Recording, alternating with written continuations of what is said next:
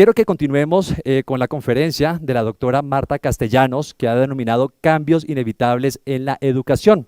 La doctora Marta Castellanos es la vicerrectora académica nacional de la Fundación Universitaria del Área Andina, doctoranda en educación con énfasis en tecnología de la Universidad Nova de Estados Unidos. Es economista de la Universidad del Rosario.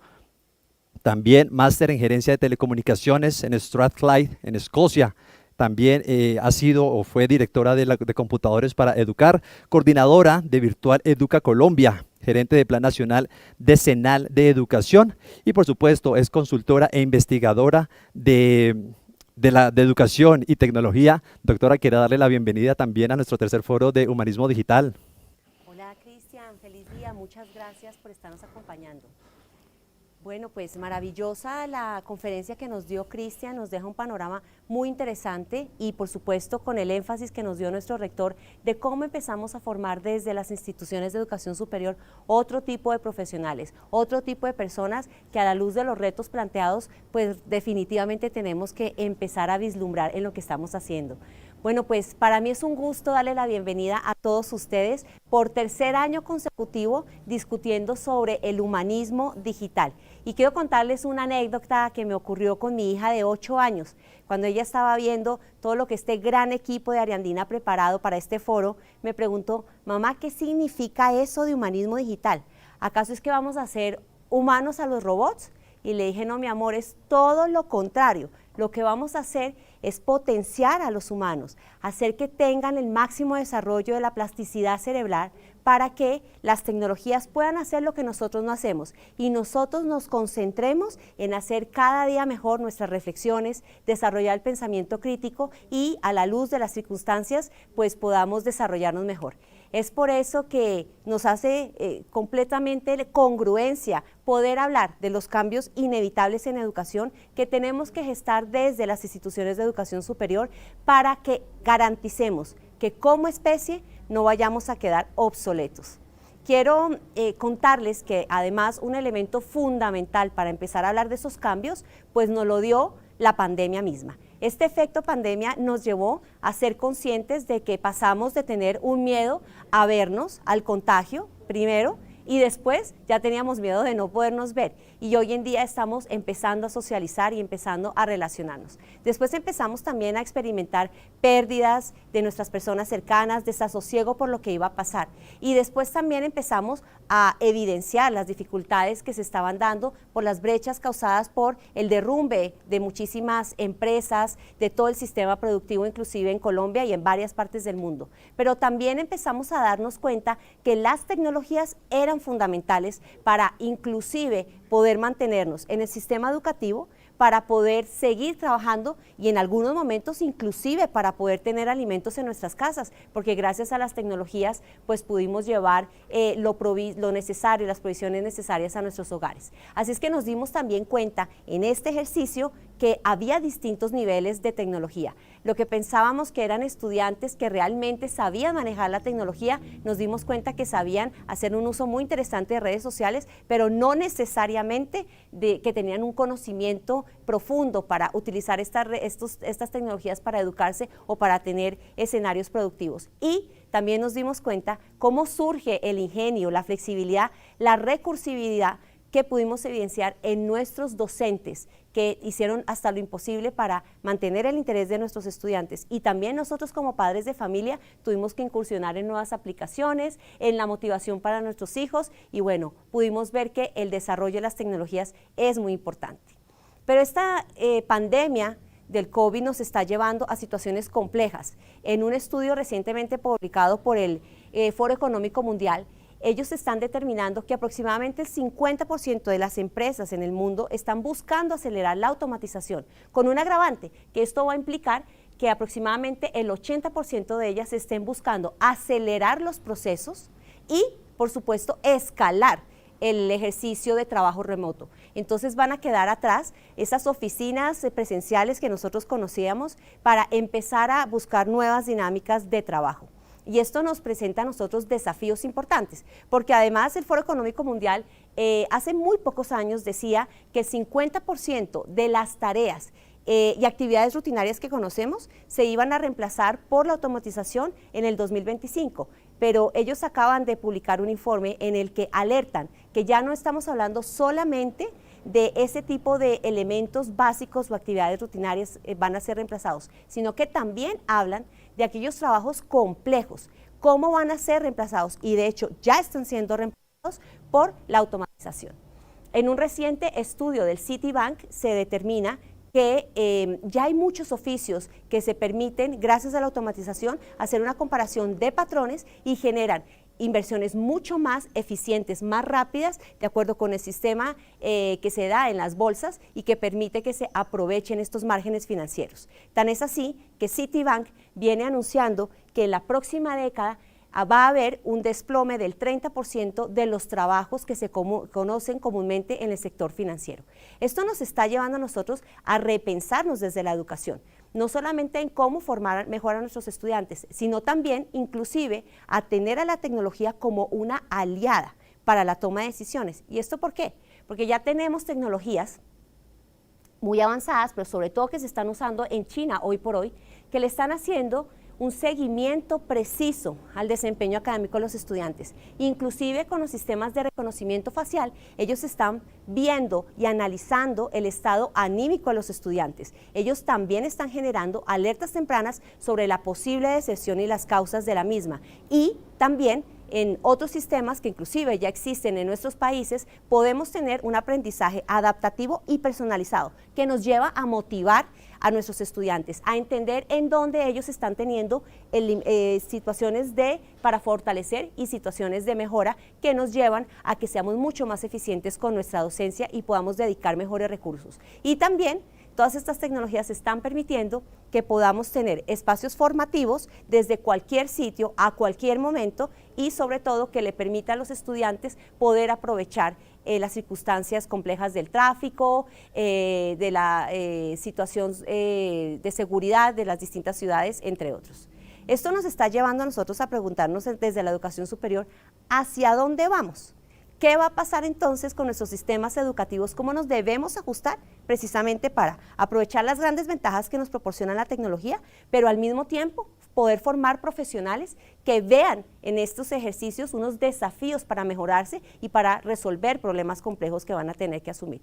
Pero tenemos que ponernos en contexto y entender lo que está pasando con situaciones tan complejas como los algoritmos de caja negra. Estos algoritmos son aquellos que están siendo alimentadas con gran cantidad de datos, pero en su procesamiento de redes neuronales con los que se programan, pues hay mucho desconocimiento, no sabemos qué ocurre. Luego, la respuesta a esos procesos nos está llevando a situaciones complejas, como le pasó hace algunos años a Amazon, en el cual creó un algoritmo para poder reclutar personas que trabajaran en sus sistemas de información, y se pudieron dar cuenta, gracias a una encuesta y a un análisis que hizo Reuters, que este algoritmo estaba siendo sexista, es decir, no estaba contratando a las mujeres. ¿Y por qué estaba pasando eso?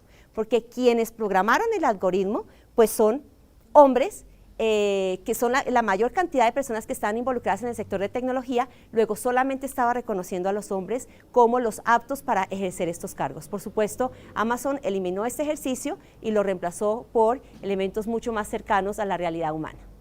También en estos algoritmos de caja negra, pues vemos un ejemplo muy interesante. En el 2016, Microsoft generó una automatización de interacción con sus clientes, un poco para responder preguntas, para poder resolver inquietudes, y al poquito tiempo de haberlo lanzado, que se llamaba Tai, pudieron darse cuenta que con esos algoritmos de caja negra, este algoritmo estaba respondiendo con comentarios pues racistas, xenofóbicos y que están generando odio. Si ustedes pueden ver las respuestas en las que Tai dice que Hitler no hizo nada malo, que la muralla la debían construir los mexicanos y que además estaba odiando a todo el mundo. Entonces esto hizo que se desactivara este algoritmo en menos de 24 horas y llevó precisamente a la reflexión de qué hay dentro de esas cajas negras. Tenemos además un caso muy interesante, muy reciente, de Jo Buolamwini. Ella es una mujer que viene trabajando en el Media Lab de MIT y se puso a hacer un análisis sobre todos estos algoritmos de reconocimiento facial. Y se dio cuenta que este algoritmo no la está reconociendo a ella por dos factores principales. Uno, por ser mujer, y 2, por ser afrodescendiente. ¿Qué se hizo? Ella empezó a tomar una máscara blanca como la que ustedes pueden ver en la foto y lo que hizo fue ponérsela. Cuando se la puso, se dio cuenta que la máscara, al tener unos rasgos masculinos y al ser blanca, ahí sí la está reconociendo. Ella viene liderando precisamente una fundación en contra de los sesgos que puede generar este tipo de algoritmos que además se están aplicando en algunos países asiáticos para condenar personas, para inclusive sacarlos del sistema de salud, y ella viene liderando la necesidad de que seamos conscientes de este tipo de sesgos con los que viene las tecnologías, algunas de estas tecnologías. Todo esto nos está llevando a que empecemos a analizar qué significa el humanismo digital y cuál es el impacto de la tecnología, reconociendo algo fundamental: la tecnología no es mala. Lo que se está dando es que los humanos somos quienes tenemos sesgos y los humanos somos los que estamos programando de forma indebida muchas veces la tecnología, pero con un punto muy importante que quiero resaltar, y es que estos algoritmos de caja negra deben controlarse porque como humanos no podemos perder la atención y el conocimiento de lo que pasa en ese escenario que desconocemos. Es por eso que es tan importante y hoy por hoy supremamente necesario que empecemos a analizar en centros especializados de investigación qué está pasando con el humanismo digital. Y aquí quiero llamar la atención de qué está ocurriendo en Latinoamérica. Si ustedes se dan cuenta, la mayor cantidad de estos escenarios se están dando en Norteamérica y en Europa. Pero aquí en Latinoamérica solamente hay un centro en México, unos centros en México, otros 2 en Brasil y 1 en Argentina. Es por eso que el llamado a instituciones como Ariandina, que vienen liderando un observatorio del humanismo digital desde hace más de 3 años, pues es que debemos seguir produciendo, hablar de nuevo conocimiento y cómo nosotros desde la tecnología podemos resolver grandes problemáticas del mundo, pero siempre pensando en potenciar a la humanidad. Pero además, quiero resaltar que de esto ya ha sido consciente UNESCO. Es por eso que recientemente, en el 2019, tomó cartas en el asunto y habló del consenso de Beijing sobre inteligencia artificial y educación y da unas recomendaciones fundamentales. Ustedes aquí las pueden ver plasmadas, pero en términos generales, ¿qué nos está diciendo? Que la inteligencia artificial y la tecnología debe ser embebida hacia el sustento de los estudiantes, a revisar cómo van ellos avanzando, a empoderar a los estudiantes en su aprendizaje y a los docentes para que puedan tomar decisiones adecuadas en el desarrollo del aprendizaje. ¿Cómo debemos programar este tipo de tecnologías? Por supuesto, con elementos básicos de ser conscientes de la diversidad que existe, la diversidad de género, de minorías también, y cómo a través de las tecnologías podemos generar sistemas absolutamente inclusivos que nos potencien como humanidad. También ahorita en junio pasado de este año está la UNESCO trabajando en un marco sobre la ética con la que debemos trabajar en inteligencia artificial y próximamente pues esto va a ser un mandato para todos los países. Celebramos muchísimo que UNESCO ya esté tomando cartas en el asunto. Pero bueno, ante este panorama, la gran pregunta, y Skynet, que todos conocemos, bueno, por lo menos espero que los millennials también sepan de qué estamos hablando. Skynet, pues ¿para cuándo? ¿Para cuándo va a venir Terminator? Y va a ser esa red que se programa a sí misma, que toma conciencia y empieza a tener un aprendizaje geométrico y va a eliminar a la humanidad. Bueno, pues realmente estoy convencida que eso no creo que pase, por varios factores. Uno, porque somos los humanos los que poco a poco estamos tomando conciencia de la responsabilidad que tenemos de programar estas máquinas. 2, porque hay elementos en los cuales nunca vamos a ser reemplazados por la tecnología y es esa posibilidad de encontrar nuevos caminos y de tomar decisiones ante circunstancias completamente complejas. Sin duda, la inteligencia artificial puede hoy por hoy inclusive redactar documentos sobre elementos que nosotros no conocemos. Si nosotros queremos hablar, por ejemplo, de la crisis ambiental que se está dando en el mundo, podemos poner a la inteligencia artificial a que redacte un documento y seguramente lo va a hacer muy bien, pero es que nosotros lo hemos programado con parámetros previos, con otros papers que ya se han publicado y esta máquina lo que hace es una comparación de patrones. Pero en el día a día, y yo estoy segura que les pasa a ustedes todos los días, los humanos tenemos que tomar decisiones frente a circunstancias completamente inesperadas, que nos llevan a adaptarnos, que nos llevan a tener resiliencia, pero inclusive nos llevan a tener un pensamiento crítico que tenemos que operar en el momento. Entonces, por eso creo que definitivamente no va a pasar esto y no vamos a ser reemplazados en este sentido.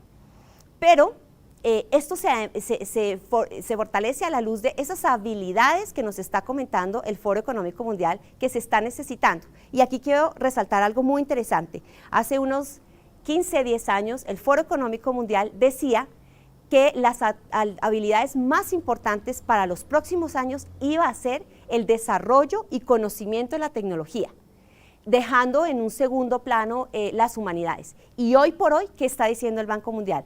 Y el Banco Mundial y el Foro Económico Mundial están diciendo, no, un momento, el conocer de tecnología sigue siendo importante, sobre todo la capacidad de analizar la gran cantidad de datos que se está dando, pero lo más relevante que estamos necesitando hoy por hoy en los trabajos es la capacidad de resolver problemas complejos, de tener la posibilidad de interrelacionarnos con otras disciplinas, de tener creatividad, de inclusive generar espacios de liderazgo para salir adelante y encontrar distintas soluciones a situaciones completamente ambiguas y complejas. Entonces, esto nos está llevando a retornar a la esencia humanista, a entender que tenemos que seguir en ese potencial que debemos desarrollar. Y cuando nosotros estamos viendo un poco cómo avanzan las tecnologías, ahí se nos genera de alguna manera pues un reto muy importante. Aquí quiero mostrarles que en Boston Dynamics, que es una empresa que viene desarrollando robots desde hace mucho tiempo, ellos nos muestran en un TED en el 2017 pues los avances del robot. Si ustedes lo ven, pues está interesante, hace cosas valiosas, pero pues no sigue siendo diferente a los robots que inclusive yo de niña tenía. Digamos que el avance no es tanto.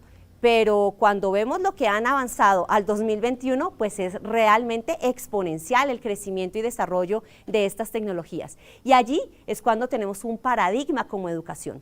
¿Cómo nosotros podemos igualar ese avance y ese desarrollo de las tecnologías a un avance pedagógico, un avance de desarrollo de nuevos esquemas formativos para nuestros estudiantes? Porque cuando vemos lo que hacíamos en el 2017, pues era una clase magistral, y hoy por hoy, en el 2021, pues realmente esa clase magistral no cambió. Es una clase simplemente mediada por las tecnologías, pero no hay unas dinámicas diferenciales que nos estén llevando a tener unas experiencias importantes. Así es que aquí el reto es cómo cambiamos y cómo tenemos currículos que estén conversando con las necesidades de la industria, cómo seguimos formando a nuestros docentes para que se potencien a la luz de estas necesidades. Es por ello que en Ariandina hemos comprendido la necesidad de formar a los mejores profesionales, porque estamos convencidos que se van a seguir necesitando profesionales de la salud, ingenieros, docentes, por supuesto, contadores, financistas, pero sabemos que ya no se necesitan como se requerían en el mercado laboral anterior.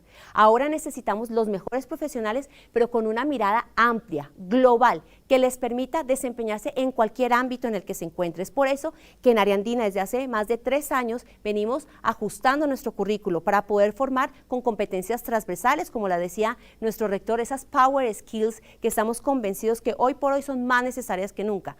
Volver a nuestros estudiantes y egresados humanistas digitales, personas que realmente puedan tener un pensamiento sistémico, que resuelvan las complejidades del entorno en un ambiente absolutamente ambiguo e inesperado, que puedan tener la posibilidad de transformar sus ideas en comunicaciones claras, y más allá de la comunicación per se, es pensar qué hay detrás de ese pensamiento complejo que debe estructurar nuestro estudiante para poder expresarse. Ese es ser un buen ciudadano ante los desafíos sociales que estamos experimentando, y por supuesto el poder tener el desarrollo y conocimiento de habilidades tecnológicas y digitales. Todo esto además nos lleva a nosotros a seguir pensándonos en nuevos programas. Es por eso que recientemente el Ministerio de Educación nos aprobó un programa único en sociología en Colombia. Es un programa que además tiene un énfasis en analítica social, con análisis y revisión de grandes bases de datos que nos va a permitir precisamente responder a estos desafíos de la cuarta revolución industrial y de la inmersión de todas las tecnologías.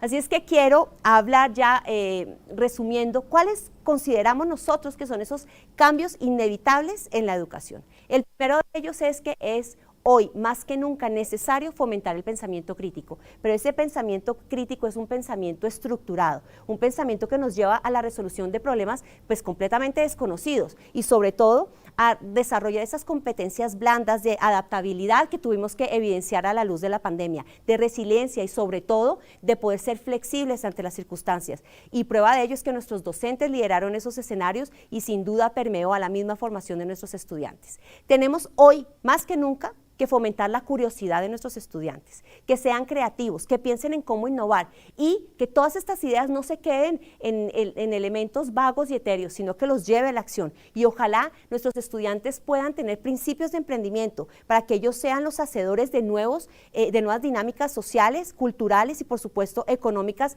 a la luz de tanto desempleo que se está viendo gracias a esta pandemia.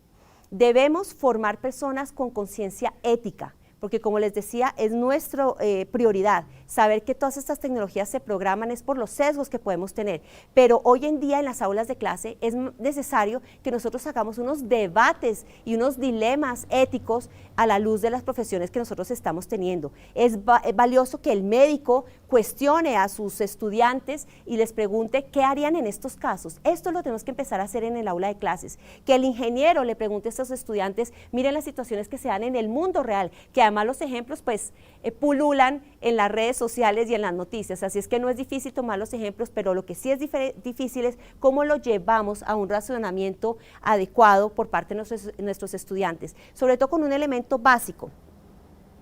Cómo nosotros nos enfocamos en el problema más allá de la solución, porque esta nueva dinámica de estas nuevas instancias en las que estamos viviendo, generacionales que nos llevan a perder la concentración, a tener poco tiempo, nos están invitando a que encontremos rápido la solución. Y yo los invito a que nos devolvamos un paso atrás, y es a que nos preguntemos, a que llevemos a que nuestros estudiantes piensen distintas maneras de solucionar las complejidades. Y cómo formamos también en una conciencia incluyente, no solamente de minorías, sino también de mujeres, cómo ellas pueden empezar a tener liderazgos en diferentes instancias de desarrollo de la sociedad.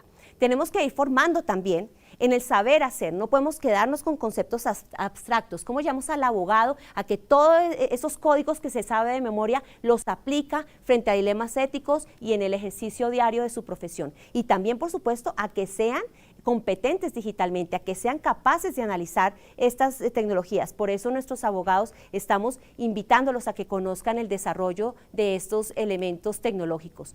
Otro elemento fundamental que consideramos que no nos da más espera es que debemos llevar a que nuestros estudiantes generen actividades de valor agregado más allá de lo repetitivo. Allí es donde tenemos esa fortaleza y esa gran diferenciación que vamos a poder tener con la tecnología, porque lo repetitivo lo van a hacer mucho más rápido y más eficiente las máquinas. Por otro lado, la flexibilización del currículo. ¿Y qué significa esto? Un poco hablar con la industria, entender qué es lo que está necesitando ese mercado laboral y poder generarle valor agregado al currículo, pero que nuestro estudiante pueda estudiar desde cualquier sitio, que también nuestro estudiante, si quiere ser ingeniero y quiere tomar materias de diseño, lo puede hacer fácilmente dentro de todo su plan de estudios, y esto le genere más créditos y por supuesto conocimiento. Y por supuesto la evaluación formativa, que no sea punitiva, sino que desde el error lo tomemos como un paso más del aprendizaje. El otro punto fundamental, y que lo vimos ahorita en la pandemia, es la necesidad que tienen nuestros estudiantes de relacionarse, pero no necesariamente para hacer tareas, sino de convivir, de tener el gusto de verse, de conversar. Por eso estamos llamados en la educación superior a pensarnos en todos esos aprendizajes vivenciales y de experiencia que permita que ellos puedan construir en distintos escenarios. También hemos visto la necesidad de crear espacios híbridos de formación. Ariandina tiene programas virtuales con un modelo pedagógico especializado en virtualidad. También tenemos una gran población y programas presenciales y a distancia. Pero ¿qué nos pasó durante esta pandemia? Que los estudiantes virtuales, que nunca nos había pasado, ya nos empiezan a pedir más espacios de convivencia, de relacionamiento, quieren venir a la institución, y los presenciales ni se diga, pero también le hemos sacado el gusto a estas tecnologías, a estudiar a través del internet. ¿Y qué nos ha pasado? Bueno, hemos entendido que hay asignaturas que pueden darse a través de estas tecnologías, pero hay otras, sobre todo de salud, de diseño, algunos talleres que necesariamente requieren que volvamos. Y a la luz de buscar ese relacionamiento entre los estudiantes es necesario que tengamos este modelo híbrido. Por supuesto, el aprendizaje a lo largo de la vida, que ya lo decía Cristian, no podemos quedarnos con el título, saber que el esfuerzo ha sido grandísimo para tener el título, que además el esfuerzo no es solamente del estudiante, sino de toda su familia y por supuesto en las instituciones de educación superior, pero cómo el estudiante es consciente que ese título lo tiene que seguir fortaleciendo a la luz de las dinámicas que se está presentando, con análisis de datos, con marketing digital, inclusive con la capacidad de tener conocimientos en diseño. Entonces todo esto va a complementar perfectamente la carrera de cualquiera de nuestros profesionales. Y por supuesto, para que todo ello ocurra, pues necesitamos seguir fortaleciendo a nuestros docentes para que sean ellos los grandes, sigan siendo esos grandes transformadores de los sistemas educativos. Así es que, retornando a esa propuesta que tenemos en la educación superior y sobre todo en Área Andina, de poner en el centro de nuestra gestión el aprendizaje del estudiante, pues hemos entendido que la tecnología hoy más que nunca nos va a ayudar a tomar unas decisiones fundamentales en la formación de los estudiantes y por supuesto en toda la gestión académica para que se nos generen alertas tempranas en cómo va avanzando el aprendizaje de nuestros estudiantes, en qué lo podemos ayudar, cómo seguirlo potenciando y sobre todo esos riesgos de deserción que podemos encontrar. Y todo ello tiene que darse a la luz de bases de datos que sean confiables y previamente validadas. Así es que las tecnologías definitivamente van a generar y ya están generando valor agregado en la educación y esto hace que el humanismo digital se fortalezca, se robustezca de forma importante. Quiero entonces decirles que en Área Andina hemos encontrado que lo más importante es ese factor humano y a través de las tecnologías queremos seguir aprovechando ese potencial que tenemos, esa plasticidad que debemos seguir desarrollando, pero para ello tenemos muchísimos retos y quiero leer brevemente esta frase y esta reflexión que nos deja el profesor Aún en su libro Robot Proof, que es el libro que habla sobre cómo nos vamos a convertir los humanos a prueba de robot, para que no nos reemplacen los robots. Y dice, podemos ayudar a las personas a prepararse para el cambio y a abrazar los milagros tecnológicos que se avecinan. Quizás si educamos suficientes de ellos, el peso de la sociedad cambiará, haciéndola más equitativa, más justa y más sostenible. Ese es uno de los retos que une dos mundos, la tecnología que nos vuelve equitativo el ejercicio de la información, del acceso a la educación y al mismo tiempo el mismo propósito de la educación que es el desarrollo humano como lo ha venido diciendo y ha sido el postulado de Amartya Sen, Premio Nobel de Economía. Y ya para finalizar, pues los quiero dejar con esta imagen para que reflexionemos si vamos a seguir como entes casi que zombies pegados a las pantallas, mientras la tecnología y las automatizaciones aprenden cada vez más de nosotros y de las cosas que son maravillosas en el ser humano. Muchísimas gracias a todos, aquí les dejo mis datos, muy amables.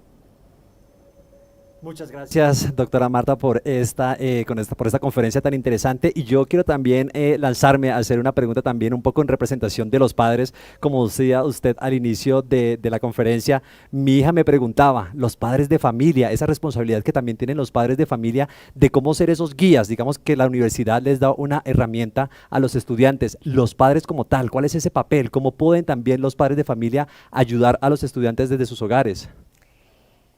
Cristian, esa es una pregunta que nos hacemos los padres todos los días y no importa el nivel educativo en el que estén ni la edad que tengan, pero creo que debemos retornar y volver a la esencia. Esto es cómo logramos incentivar a nuestros hijos para que sean curiosos, para que puedan resolver problemas que son absolutamente desconocidos y sobre todo, pues Cristian, desafiarlos. Sacarlos un poco de las pantallas, pero no solamente de las pantallas de la tableta o del celular o del computador, sino también sacarlos de las pantallas del televisor. Cómo le ponemos desafíos para que ellos puedan resolver, cómo los llevamos a que se pregunten por qué el origen de las cosas, por qué el sol sale por donde sale, eso cómo me impacta a mí en mi vida diaria, y un poco llevarlos también a que construyan sus propias historias. Y un elemento básico es devolvámonos al método socrático, empecemos a preguntarles a nuestros hijos cómo podemos avanzar, qué les da miedo a ellos, qué quieren ser cuando sean grandes, por qué quieren cambiar el mundo, qué opinan sobre los desastres naturales que estamos teniendo, cómo los ha afectado o beneficiado la pandemia. Entonces, sí que tenemos muchas herramientas como padres y es volver a esa esencia del preguntarnos, de la curiosidad innata de los niños cuando nacen. Creo que ahí está el punto más importante de cómo vamos a ganar esa carrera con la tecnología. Y yo creo también, ahora que usted lo dice, doctora, es importante también el tema de la crianza, de cómo, ahorita hablamos también de generaciones, de la generación Z, de los millennials, de la generación de los llamados también niños de cristal, cómo también adaptarlos mediante la institución para afrontar, ahorita también lo decía Cristian en su conferencia, todos estos retos de la virtualidad, de lo que es real, de lo que a veces de pronto el ser humano se va a poder dejar llevar por la virtualidad y no vamos a tener ese concepto desde la institución, como usted lo decía ahora mismo también en la Fundación Universitaria de la Arandina se están creando currículos también innovadores que ayuden un poco a acentuar y a estar preparados, ¿no? Como también la institución de pronto tienen proyectos presentes que ya estén enfocados en esa proyección y en esa potencialización de los estudiantes para enfrentar esos retos? Claro que sí. Por ejemplo, todos los programas recientes que hemos venido trabajando de la mano de investigadores y expertos, inclusive con personas que conocen mucho el sector real, hemos podido entender que las mallas tienen que cambiar. Nada más nuestros programas de derecho virtual que hemos propuesto a la luz de los escenarios nacionales, sociología, trabajo social, psicología que tenemos en Ariandina. La misma ingeniería que manejamos en Ariandina tiene unos componentes y unos elementos muy humanistas, pero más allá de las carreras como tal por disciplina, la conciencia que hemos venido desarrollando en Ariandina de tener ese sello transformador, que es un sello que habla de el desarrollo de unos nodos o de unas habilidades que deben ser transversales a todas las disciplinas, como lo estamos mostrando previamente, que sean humanistas digitales, que tengan ética del cuidado y el buen vivir, que tengan la capacidad de transformar las ideas en acciones y actividades concretas. Entonces, Cristian, yo creo que el camino es largo todavía, tenemos mucho que construir, pero está en nuestras manos y sobre todo que en Ariandina hemos contado con algo maravilloso y es la buena disposición de nuestros estudiantes, es el liderazgo del Consejo Superior, de nuestro presidente del Consejo Superior, Diego Molano, y de nuestro rector, José Leonardo Valencia, que siempre están pensando en cómo darle lo mejor a nuestros estudiantes para que se preparen ante estos desafíos, pero un elemento fundamental, todo el equipo académico de la Ariandina, que está conformado por los docentes, por los directores de programa, por los decanos, con todo ese énfasis de una mirada robusta desde lo académico, pero con la complejidad que comprende operar de forma multicampus, desde Valledupar, desde Pereira, Bogotá, pero inclusive con una expansión del 90% del país, nos lleva a entender que lo que hoy para nosotros es complejo en tecnología, pues de pronto no está pasando en todo el país y cómo podemos ayudar a generar esos desarrollos.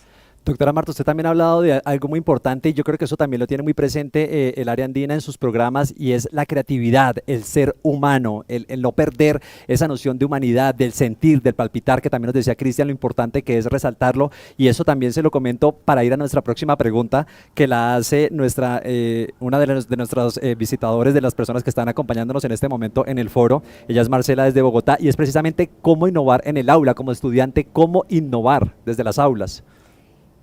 Como estudiantes. Como estudiantes, bueno, sí. Como... Esa pregunta me encanta. Hemos lanzado un MOOC recientemente que se llama Aprender a Aprender y tiene unos métodos, tips de estudio para que nuestros estudiantes pues se fortalezcan desde el día 1 e inclusive en los últimos semestres de carrera que pensamos que al final ya tenemos todo ganado y pueden ser mucho más retadores todos los ejercicios académicos porque inclusive ya estamos combinándonos con escenarios laborales. Bueno, el primer reto para innovar es que nosotros no podemos quedarnos con la información que estamos recibiendo en el aula de clases. Hoy por hoy Ariandina viene implementando una metodología que es muy antigua en educación que se llama el aula invertida y es que nuestros docentes nos entregan a nosotros la información del tema que vamos a ver en las siguientes clases. Así es que ¿cómo podemos innovar nosotros como estudiantes? Pues leamos ese material, lleguemos a clase mucho más informados, busquemos distintas referencias y hagamos debates con nuestros compañeros, estudiemos de forma agradable. Hay muchísimos recursos, los mismos TikTok, hoy en día hay TikToks académicos, hay youtubers académicos, hay youtubers que se enfocan en ciertos temas que son particulares de las disciplinas, hagamos debate, busquemos inclusive, ¿por qué no?, desde el pensamiento crítico, poner en tela de juicio todos los elementos que estamos viendo. ¿Cómo lo vamos a poder hacer? Gracias a la información y a toda la argumentación que podemos desarrollar a partir de la lectura, de informarnos desde otras fuentes que podamos tener a la mano. Entonces, el innovar en la educación es maravilloso y sobre todo una recomendación para Marcela que nos hace la pregunta, debemos estar presentes y vigentes en todo lo que se está dando, que no pensemos que el día que obtenemos nuestro título universitario ya cumplimos con ese reto, cumplimos con él, pero es un peldaño más que nos va a llevar a prepararnos hacia tener desarrollos de otras dinámicas. Nos encanta ver, por ejemplo, personas que estudian enfermería, medicina aquí en Área Andina, que ya están tomando cursos en diseño, que están tomando cursos en emprendimiento. Eso es maravilloso, eso es ver cómo distintos mundos se unen y también generamos distintas interconexiones cerebrales, que es lo que nos va a mantener a nosotros vigentes. Doctora Martí, para finalizar, también hemos hablado de estas skills que también nos hablaba el rector en su momento, pero específicamente, ¿usted cuáles creen que son esas aptitudes y cualidades con las que sale un areandino para aceptar y para desafiar todos estos retos que tenemos nosotros también en la sociedad y en toda esta era de humanismo digital? Bueno, pues Cristian, no por nada Área Andina ha sido reconocido como una institución, la institución de educación superior más importante en Great Place to Work, es decir, nosotros quienes tenemos la fortuna y el orgullo de trabajar en Área Andina trabajamos en un sitio maravilloso y esto a partir del ejemplo lo llevamos a los estudiantes. Y todo este sello transformador nos está indicando, y gracias a lo que hemos implementado en nuestro currículo transversal, que estemos completamente seguros que nuestros estudiantes salen siendo personas con pensamiento crítico. Ahora, el pensamiento crítico no se desarrolla en un curso, ni en el paso por la universidad. Es una competencia que se tiene que seguir avanzando a lo largo de la vida, pero ellos ya vienen con una muy buena instrumentación al respecto. Son personas que son empáticas, que escuchan las necesidades, que están orientadas hacia el servicio de la disciplina que han estudiado, que son personas inclusive que son capaces de poder poner en blanco y negro las ideas que están teniendo, y elementos muy interesantes para nosotros como la conciencia del desarrollo sostenible ante los retos de las ODS. Entonces, cuando ustedes encuentran un areandino, lo identifican inmediatamente. A mí me pasó cuando tuve a mi hija Martina en la clínica, la enfermera que me salvó de toda esa angustia que estaba teniendo como madre primeriza fue una enfermera del Área Andina, y la calidad humana de ella fue espectacular. Eso es lo que tiene el areandino, es excelente enfermero, excelente en medicina, excelente ingeniero, excelente diseñador, excelente psicólogo, pero además de ello tiene una visión global con la capacidad de operar y de solucionar problemas del entorno, y ante todo es un humanista, es una persona reconocida como alguien que es creativo, que busca soluciones y sobre todo que a la luz de la pandemia no se angustió, no se afanó tanto. Claro que nos afanamos porque pues había circunstancias complejas, pero nuestros estudiantes pudieron seguir avanzando. De hecho, nosotros somos una de las instituciones de educación superior con una muy baja tasa de deserción porque nuestros docentes nos ayudaron a mantener a nuestros estudiantes incentivados en su proceso formativo. Así es, y como usted lo dice, yo creo que lo más importante es eso, un excelente ser humano. Doctora Marta, muchísimas gracias por estar con nosotros en el tercer foro Humanismo Digital.